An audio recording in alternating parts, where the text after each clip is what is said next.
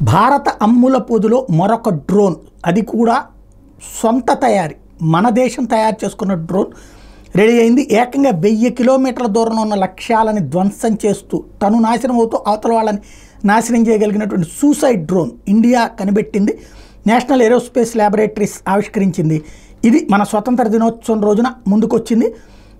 దినోత్సవ సంబరాలకు ముందు ఆధునిక యుద్ధగతిలో కీలక పాత్ర పోషించే స్వదేశీ కామికాజీ డ్రోన్లను మంగళవారం ఆవిష్కరించారు.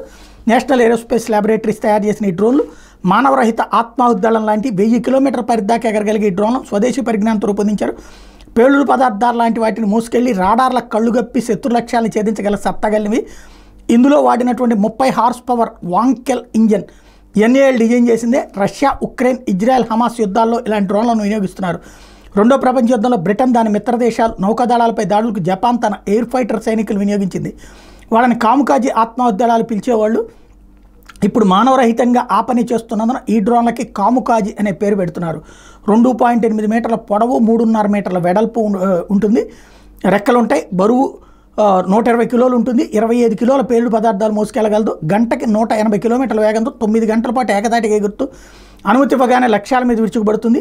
GPS పనిచేయని ప్రాంతాల్లో భారత్ రూపొందించినటువంటి నావిక్ను ఉపయోగించి కూడా అటాక్ చేయగలదు.